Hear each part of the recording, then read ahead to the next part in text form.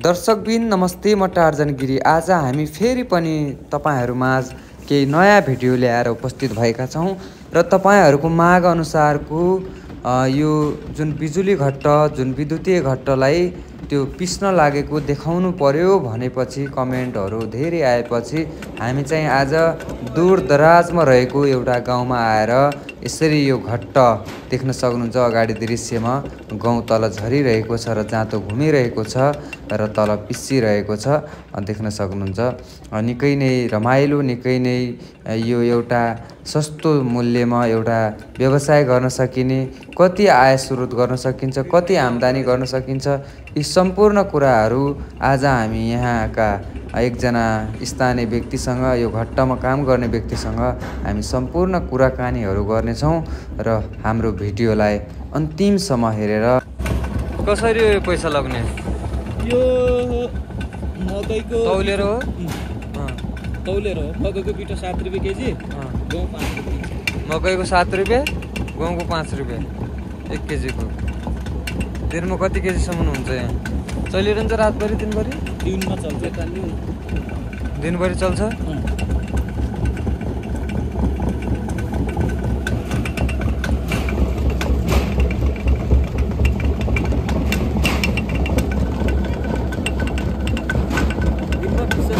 यो निकाल्न मिल्दैन एकछिन? खै निकाल्नु त।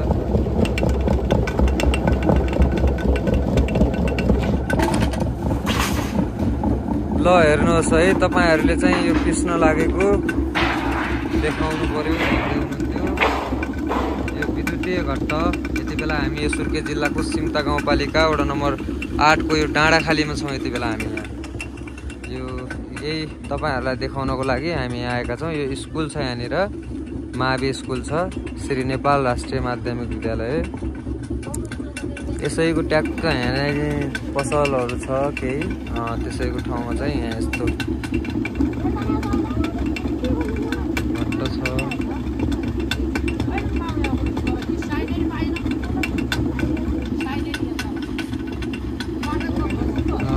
मकैको चाहिँ 7 रुपैयाँ केजी, 1 केजीको 7 रुपैयाँ लाग्नु हुँदो रहेछ। गहुँको चाहिँ 5 रुपैयाँ लाग्नु हुँदो रहेछ। दिनभरि चल्छ अरे, राति चाहिँ बन्द हुन्छ अरे। जे होस्, यो 1,30,000 चाहिँ यो आउँछ। यस्तो केही अब जस्तो कि यो 50 वर्ष कटेका बुवाहरूको लागि गर्ने एउटा जस्तो पनि छ। तर यहाँ हामी सोच्छौँ यो कति आम्दानी गर्नु भएको छ। यहाँ आउनु न हजुर, तल आउनु न। कति दिन भयो यो आज यो घट्ट जोडे आयो? लगभग कति दिन पुग्यो? 8 दिन जति भयो। तपाईँ यहाँ काम गर्नुहुन्छ, कसरी हो पैसा मासिक हो कि के गरेर हो तपाईँलाई? ए 1-2 दिनलाई सहयोग गर्दै हुनुहुन्छ हजुरले। भनेपछि अहिलेसम्म अस्तिबाट 7 दिनमा कति आम्दानी भयो होला यहाँ घट्टमा? हिसाब किताब भएको छ? दिनमा कतिको आम्दानी हुन्छ? दिनमा 1500-1600 हुन्छ। भनेपछि एक दिनमा कति युनिट आउँदो रहेछ बत्तीको बिल?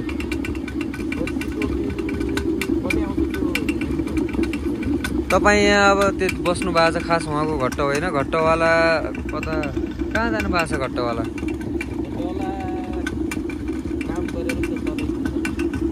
काम परेर तल जानु भएको छ। भनेपछि दिनमा 1000-1500 भन्दा माथि भइरहेछ होइन? भनेपछि दिनमा 1000-1500 रुपियाँ चाहिँ भइरहेछ। जे होस्, यसलाई चाहिँ चलाउने यसरी चाहिँ यो भाँडो चाहिँ यहाँ यसरी चारैतिर बाँधेर यसरी चाहिँ यहाँ गहुँ हाल्नु हुँदो रहेछ। यसरी यसमा गहुँ हाल्ने, त्यसपछि यहाँ चाहिँ अब गहुँ चाहिँ यसरी तल जान्छ।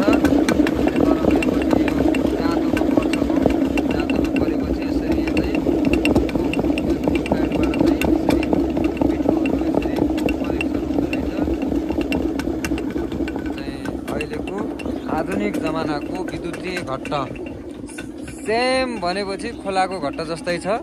तर खोलाको घट्टमा अब तल अब यस्तै हुन्छ, खाडल यसरी अब तल अब पानीले घुमाउँछ भने यसलाई चाहिँ विद्युतीय मोटर मोटरबाट यसरी मोटरले त्यहाँदेखि यसरी घुमाउँछ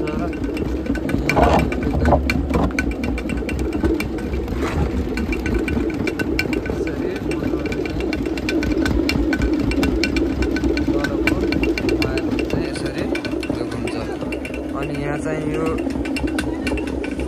यसमा बत्तीहरू के हो यो के हो खास हजुर भोटका मिटर के गर्छ यसले काम मोटरको काम ए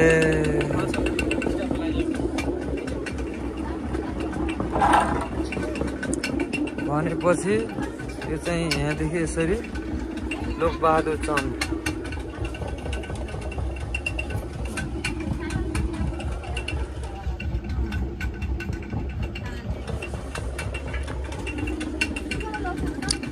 आज हामीले तपाईलाई घट्ट देखाइरहेका छौँ यति बेला र यहाँ हामी सोध्छौँ के सम्झौँ नमस्कार के 7-8 दिन भयो घट्ट जोडेको 7-8 दिनमा कति जति कलेक्सन भएको छ पैसा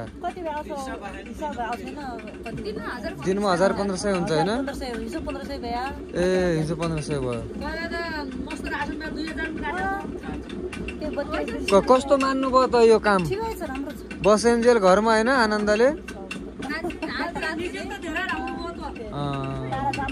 पहिला कहाँ मिलमा कुटाउँथ्यो यहाँ मान्छेले कापीचौर जानुहुन्थ्यो भनेपछि उहाँ लग्नुहुन्थ्यो अब चाहिँ कुट्नेको अब चिन्ता भयो यहाँ पिस्ने चाहिँ सबै भयो ए धान हुँदैन ए भनेपछि लेखतिर चाहिँ यस्तै यो ठिक छ ल धेरै राम्रो गर्नुभएको रहेछ त्यसै गरी तपाईँहरू दर्शकहरूले एकपटक यो हामीलाई चाहिँ यो पिस्न लागेको देखाइदिनु होला भन्नुभएको थियो त्यो भएर हामीले चाहिँ तपाईँहरूलाई देखाउनैकै लागि हामी धेरै टाढा आएर यसरी यो सुर्खेत जिल्लाको सिम्टा गाउँपालिका वडा नम्बर 8 को यो डाँडाखालीमा छौँ यति बेला देख्न सक्नुहुन्छ सम्पूर्ण दर्शक महानुभावहरूलाई भिडियो अन्तिमसम्म हेरिदिनु भएकोमा धेरै धेरै धन्यवाद छ अस्ति हामीले ल्याएको भिडियोमा तपाईँहरूलाई 85,000 र 90,000 त्यसै गरी जाँतो सहित 1,30,000 मा यो घट्ट तपाईँहरूले पाउन सक्नुहुन्छ र तपाईहरूले यो घट्ट किनेर आफ्नो केही रोजगारको माध्यम बनाउन सक्नुहुन्छ ज्यादै भिडियोलाई लाइक कमेन्ट शेयर गरेर धेरै भन्दा धेरै माझ पुर्याइदिनु होला भन्दै अहिलेलाई बिदा हुन्छु हस्त नमस्कार।